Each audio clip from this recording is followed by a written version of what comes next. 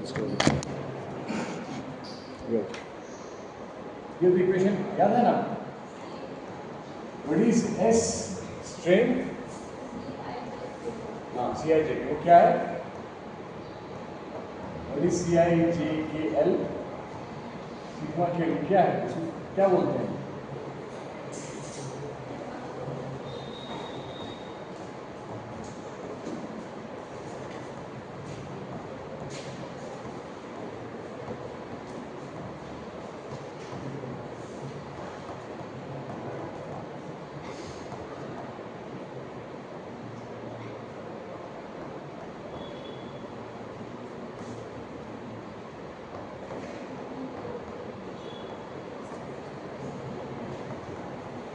This is compliance. C stands for compliance.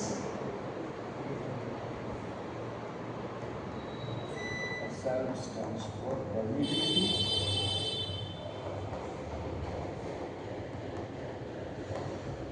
ठीक है. D and DT are piezoelectric constants.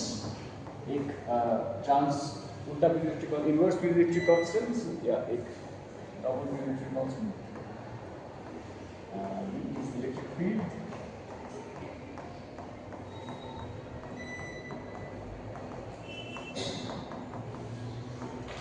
Sigma is the stress. ठीक है? Everything has been covered now. ठीक है? तो यहाँ पर basically जो PA/TIOC है, उसमें due to its non-centrosymmetric symmetry, when it is under the action of stress, ठीक है, due to its piezoelectric property, इसमें क्या होता है? Displacement current develop हो जाता है. The charges get separated. That activity leads to polarization. ठीक है? Clear? Displacement current polarization. अच्छा. Now, जैसे मैंने कहा था previous, यहाँ पे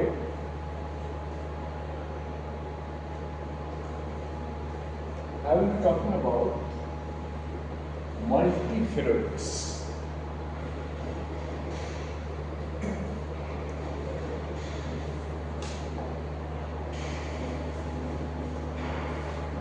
PA/TiO3 is a piezoelectric material, right?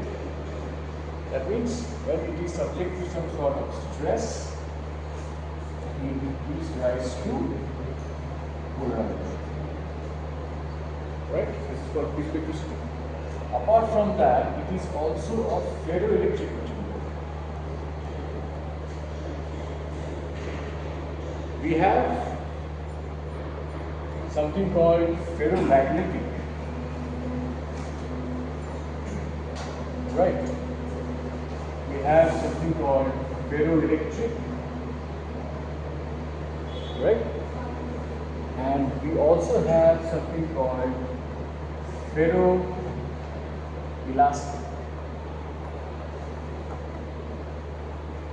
ठीक है?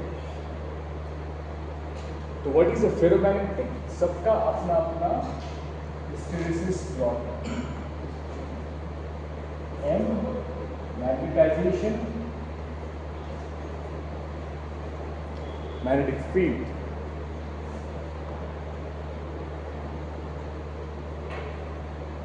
Polarization,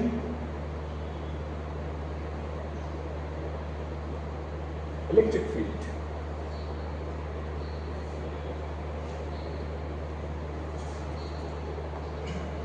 Stress, strain. सारे जितना भी फेरो आयरन से रिलेटेड आता है, तो जितने भी ये टाइप मटेरियल्स है उनको हम लोग बोलते हैं फेरोइड.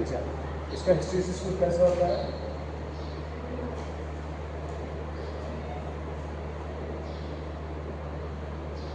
थोड़ा सा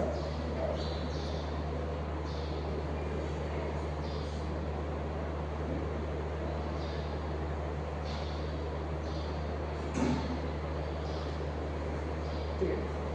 This is how it looks like.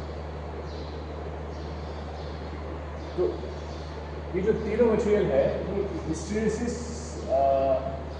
Loop होने का मतलब क्या है? द कॉज जो कि इंड्यूसिंग इफेक्ट है, जो कि एक्सटर्नल जो हम लोग सप्लाई कर रहे हैं, जैसे कि फेरोमैग्नेटिक मटेरियल के केस में we are supplying magnetic field, ferroelectric के केस में we are supplying electric field, and ferroelastic के केस में we are other supply stress, we are supplying stress. तो whenever we are removing the stress and we are making that zero, इसमें कुछ retentive property रहती है. This is what is the ferromagnetic ferroelastic. जैसे कि इस case में यहाँ पे retentive property क्या है? NR, ये वाला इसको बोलते हैं remanent magnetization. That means whenever we are putting, even if we are putting the magnetic field to zero, residual magnetization material में अभी तक है. उसी तरह से यहाँ पे PR, residual polarization है ना, और यहाँ पे residual stress या strain. इस बार का you know what is the residual stresses? That is why annealing इसीलिए कहते हैं कि remove the residual stress. अच्छा, इन तीनों प्रॉपर्टी में if any two of these three or three, दो या कोई से ज़्यादा that property किसी मटेरियल में एग्जिस्ट करता है, that is called a multi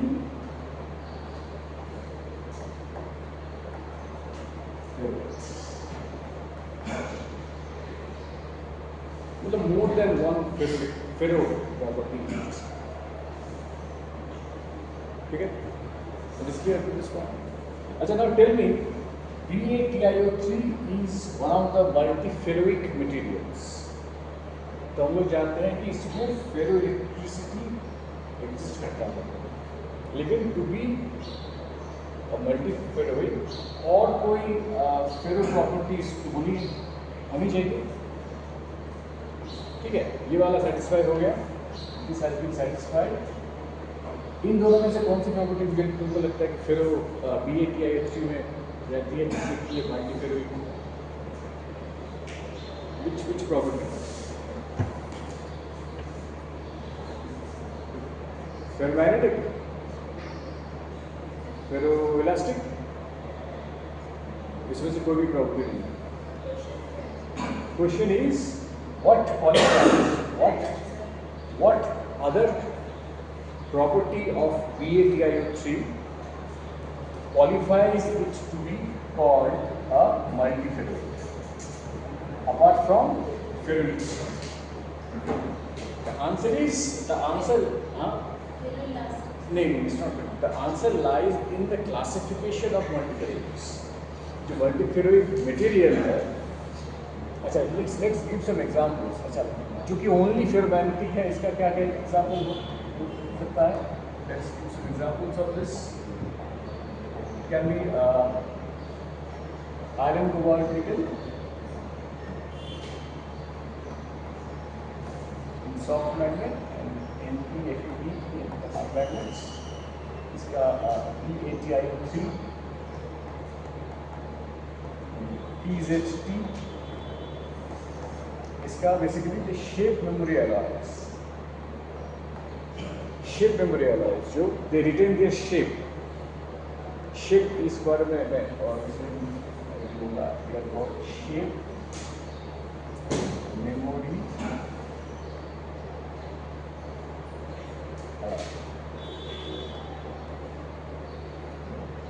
इसका जो एग्जांपल है इसको निटिनॉल, एक अलॉय है टाइटेनियम एंड निकल की बना. अच्छा, now let's classify the ferro multiferroic materials.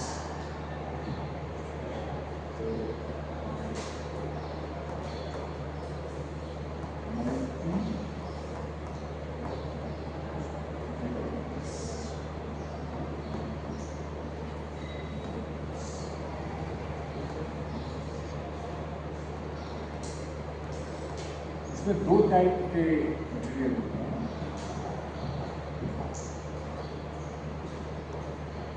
Type 1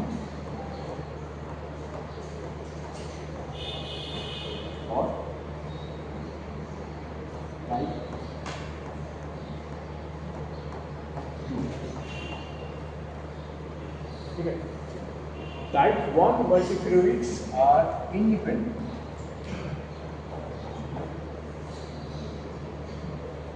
and type 2 is induced.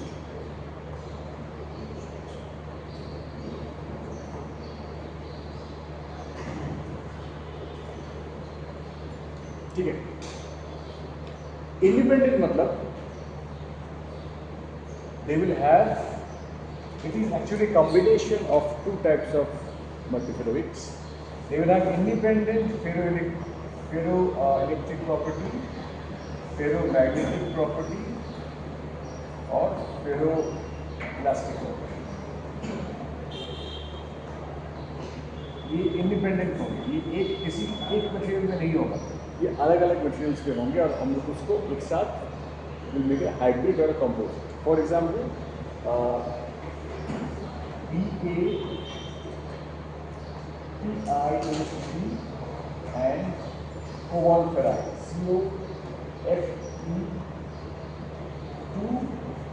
COFe2O4.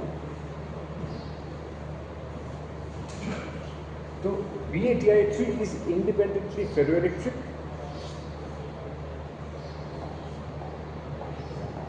This is ferroelectric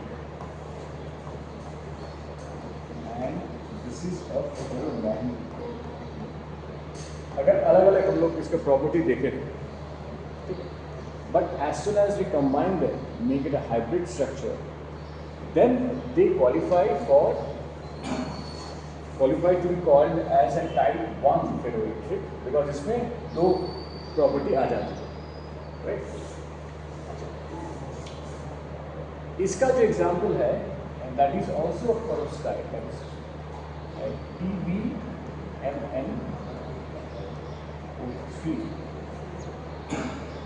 ठीक है। इसमें inbuilt ferroelectric and ferromagnetic property होती है, इसको किसी के साथ हाइब्रिड करने की जरूरत नहीं है। Both of the properties coexist in this structure.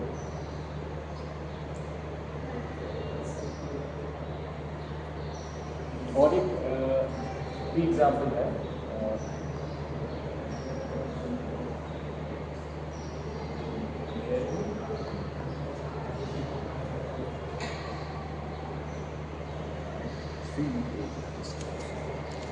vanadium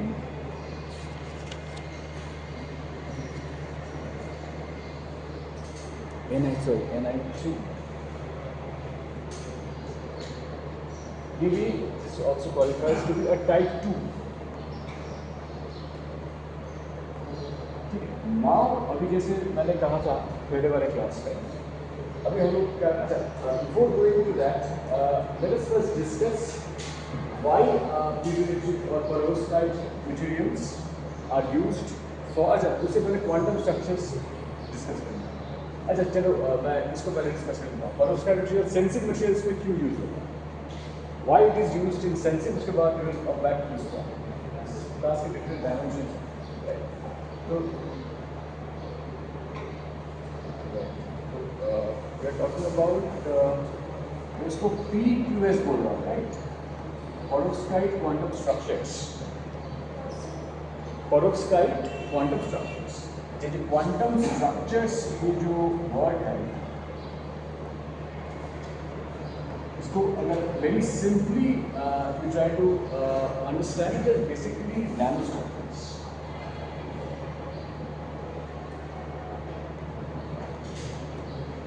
अच्छा, just give an example. You have little bit knowledge of nanomaterials, ठीक है ना? तो किसी भी मटेरियल को मैं अगर नैनो स्केल में लेके जाता हूँ, does it qualify it to be called as a nanomaterial, or it should have some extra property? What is the most important property associated with the nanomaterial? Huh? Okay, I understand size. Any one of the sides should be between 1 to 100 nanometer. एक standard एक नियम है. ठीक है. मान लो कोई material है, मान लो ऐसा ऐसा एक क्यूब ही रहेगा.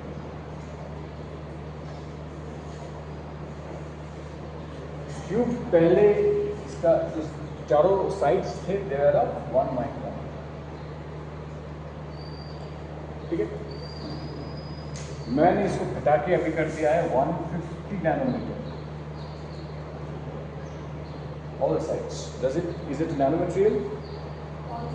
All sides 150 nanometer, or on any one of the sides 150 nanometer. Is it a nanomaterial? इसका behavior bulk से same होगा तो we will not call it a nanomaterial. हाँ, मैं उसमें आ रहा हूँ. मान लो ये तो कंडीशन तो ये है ना 1 to 100. मैं इसको मान लो 99 कर देता हूँ.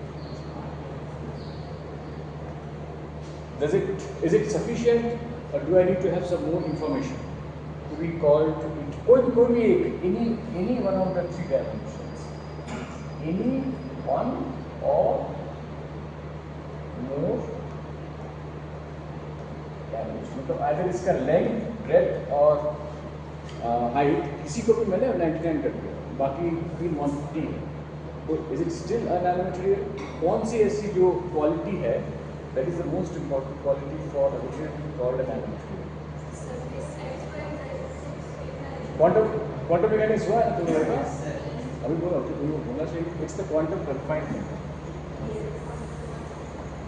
ठीक है. जब तक ये नहीं होगा तो इसको नैनोमटेरियल बोल नहीं सकते. बहुत जगह पे तो देखोगे ये लोग बोलते हैं ना नैनो वायर्स, हाँ, या फिर nano rods.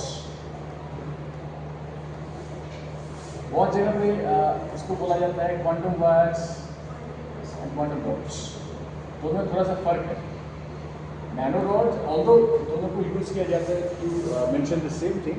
Quantum wires and quantum rods हम तभी बोल सकते हैं when there is some sort of quantum confinement taking place. And लोग ये मान भी चलते हैं कि अगर कोई नैनो वायर बोल रहा है तो एज्यूम दैट क्वांटम कन्फाइनमेंट उसका हुआ होगा. ठीक है. अच्छा, नाउ अभी the question is why this quantum structure is necessary for sensing.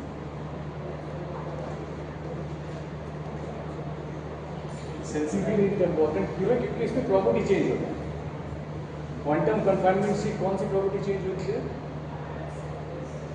कोई भी अगर मटेरियल कन्फाइंड हो गया है, कौन सी प्रॉपर्टी चेंज होती है? एनर्जी क्या होता है? कंटिन्यूअस जाता है कि डिस्क्रीट हो गया? Energy becomes discrete. Energy is now discrete. Discrete energy मतलब there are certain energy levels जहाँ पर electrons या फिर photons होंगे. यहाँ पर basically mention electrons होंगे. They can stay. There are some energy states available. Continuous नहीं. अच्छा, ये क्वांटम स्ट्रक्चर्स में पीजोइलेक्ट्रिक क्वांटम स्ट्रक्चर्स में हम लोग basically we will talk about 2D two dimensional nano या क्वांटम शीट्स. ये डिस्कस करेंगे या फिर हम लोग डिस्कस करेंगे 0-डायमेंशनल क्वांटम डॉट्स. एक है क्वांटम शीट, दूसरा है क्वांटम डॉट. एक क्यूब ले लो, मान लो यही वाला क्यूब, इसमें अभी कोई क्वांटम कन्फाइनमेंट नहीं हुआ. तो ये बताया ना degree of freedom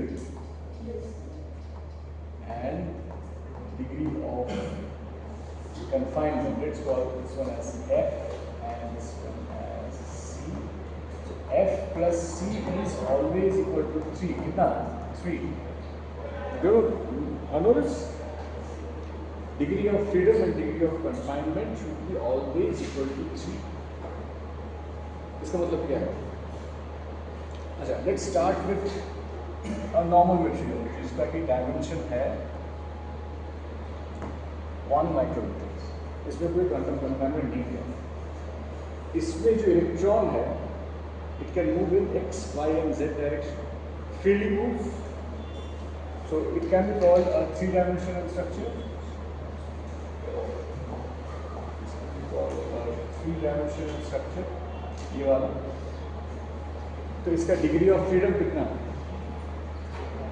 It can move in x, y and z direction, so degree of freedom is 3. Degree of confinement कितना है? 0. अभी मैं ये जो 2D शीट्स के बारे में बात कर रहा हूँ, इस क्यूब से मुझे अगर शीट बनाना है तो क्या क्या करना पड़ेगा? मुझे z डायरेक्शन को मैं I will cut short, right? I will cut short this z direction to form the sheet material. So this is a 2D sheet. यहाँ पे confinement कहाँ पे हुआ है? Z डायरेक्शन पे हुआ है. So इसका मतलब है डिग्री ऑफ confinement कितना है? 2D material. और डिग्री ऑफ फ्रीडम कितना है?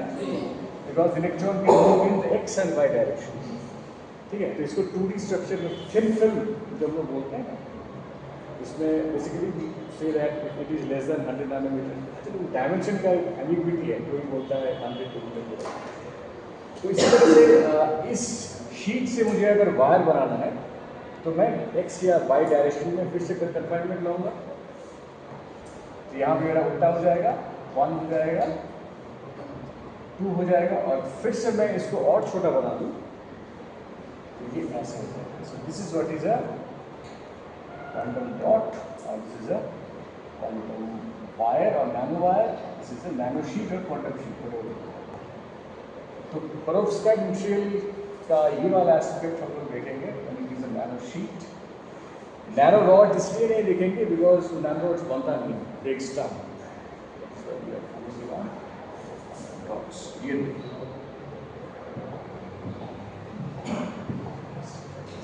so we are looking at quantum rods and sheets.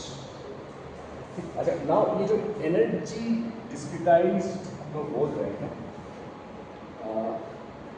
इस डिस्क्रिटाइजेशन को सबसे अच्छे तरीके से in terms of quantum mechanics और statistical mechanics I would like to describe it, we describe it by the term TOS।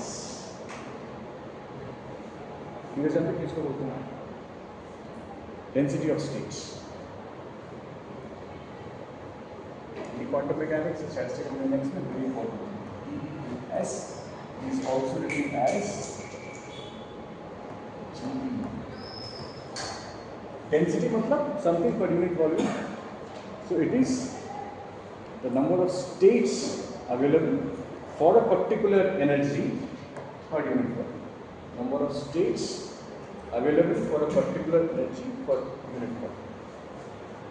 ठीक है?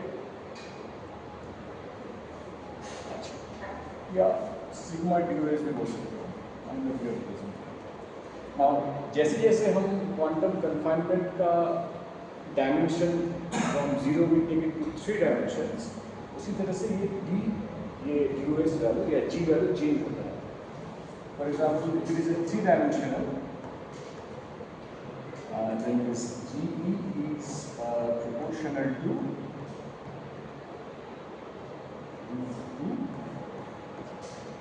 is 2-dimensional, is proportional to e to the power 0, which is actually the constant. Right. If it is a 1-dimensional, it is proportional to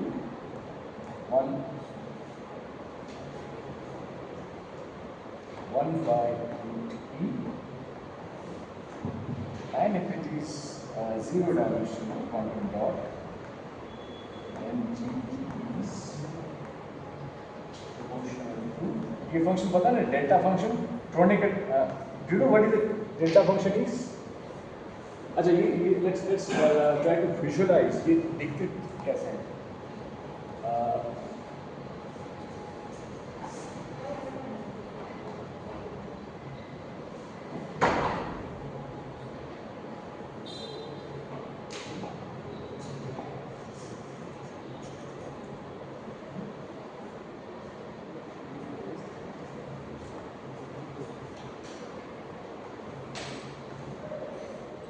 D, D, and E,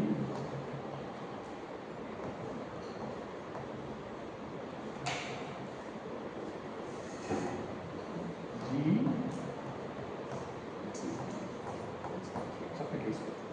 तो जो 3D material है वो कैसा दिखेगा? Parabolic है ना, parabolic है, √2y²। जो 2D मटेरियल है वो actually it is actually a step function. तो ये जो जाके जो कांस्टेंट हो जाता है, that is why this value easy, तो दिस इज एक्चुअली इजी। तो बेसिकली ये ऐसे करके स्टेप फंक्शंस हैं, राइट। जो वन डायमेंशनल मटेरियल है वो ऐसे होता है।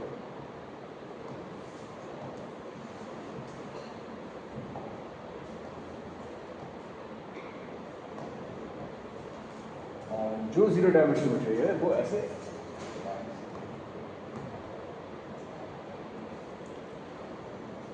तो ये जो लाइंस मैंने ड्रॉ किया है that represent this delta function, ये बेसिकली लाइंस नहीं है, ये बेसिकली एक प्लॉट है with keys which looks something like this.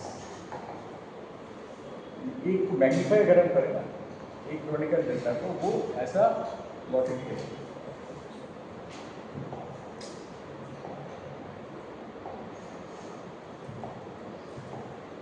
इसको मैग्नीफाई करें तो it will look like plot like this, ऐसे ही। लेकिन इसका लंबा हो जाने का कारण है, if you take the width as a, so it says that the area of the plot limit a tends to 0 is equal to 1.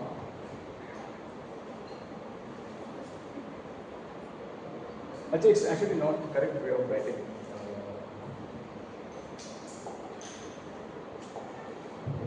This way. The area tends to 0. Sorry, the width tends to 0 and the area is always unity. So this is what defines a most simplest way to define करना है delta function को।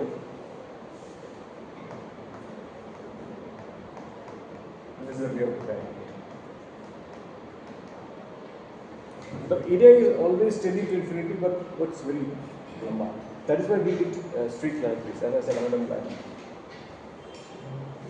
Okay, so जो perovskite है, we are getting either in terms of nanosheets, that is the 2D version, or we are getting it in terms of quantum dot, that is the 0D version.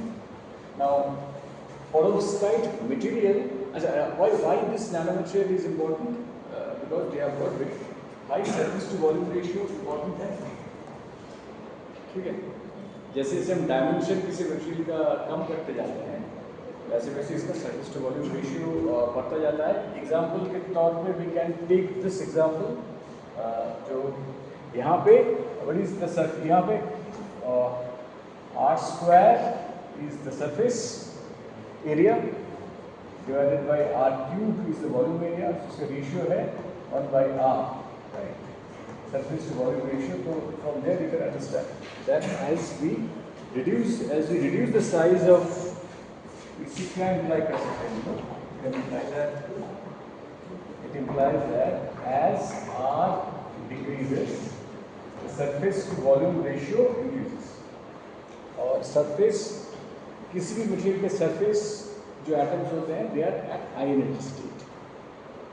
Why? Because they don't have bonding on top of it. That is why the reaction rate इतना ज़्यादा बढ़ जाता है, ये सब ज़्यादा। This is the reason why this nanomaterials are usually used, 2D materials specifically are used in the case of sensors. तो यहाँ पे basically they are not only 2D materials, perovskites में they are having the property of nanomaterial plus they are having the property of perovskites. Perovskites में जो very important एक property होती है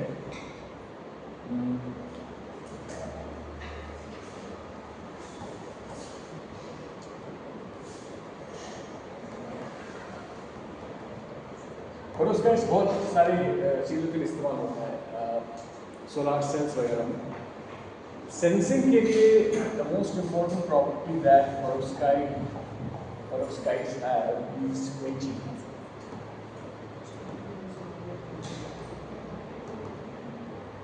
PL quenching.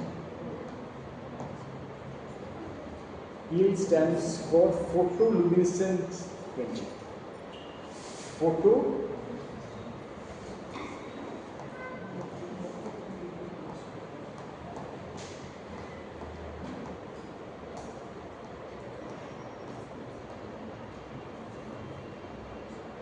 photoluminescent, photoluminescence. So now we need to understand what is a luminescence is on the first place.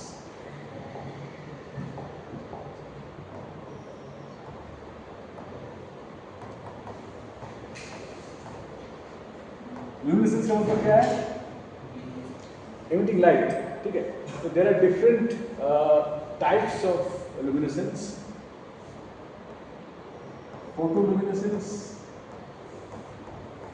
Photoluminescence means यहाँ पे जो पहला जो वर्ड है that is the cause of luminescence. Photo मतलब with the help of light, electromagnetic radiation, हम लोग molecules को hydrated state में लेके जा रहे हैं. अच्छा, those material which show photoluminescence are called fluorophores.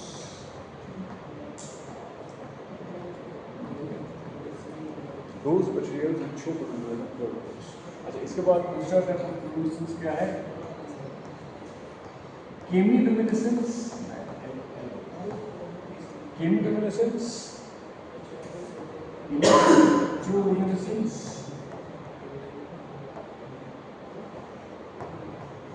thermoluminescence. Different types of luminescence. फोटोलुमिनेसेंस में और एक प्रॉपर्टी तो perovskites basically they undergo something called non-radiative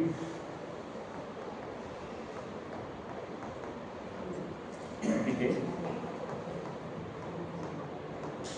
along with charge transfer.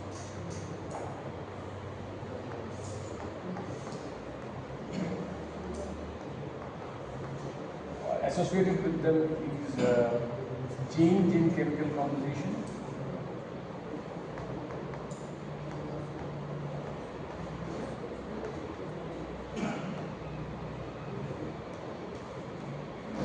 तो quenching का वर्ड का मतलब है कि जो इंटेंसिटी ऑफ लाइट इनिशियली एक फोटोलुमिनेसेंट जो मटेरियल दे रहा है, अचानक से there is reduction in intensity of the light. और ये होता है बहुत सारे कारण से, जैसे कि non radiative decay, the molecules go to such energy states. मतलब मान लो ग्राउंड स्टेट यहाँ पे था, राइट, मैंने फोटोलुमिनेसेंस दिया, it has gone two electrons और एनर्जी स्टेट. इस कंडीशन इनिशियली था. यहाँ पे नाउ जो एनालाइट क्या है? Sunlight, the thing which has to be sensed, जिसको सेंस करना है. After the interaction of sunlight, the material goes some sort of changes. क्या क्या changes होता है? Charge transfer हो सकता है, the formation of defects, change in chemical composition हो सकता है. There can be a lot of things. तो इससे क्या होता है कि जो इंटेंसिटी ऑफ लाइट थी वो डिके गोज टू दो स्टेट्स जहाँ से radiation comes to the ground state but without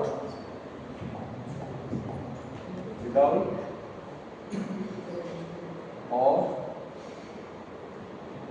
no light.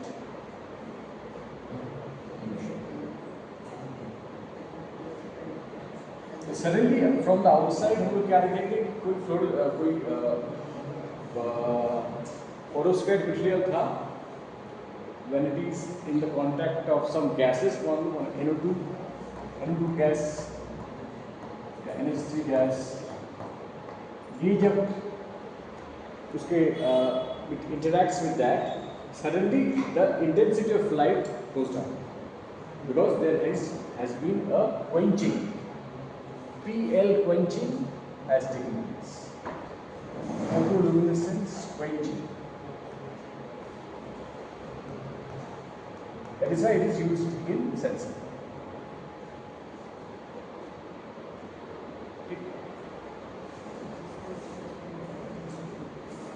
Clear है?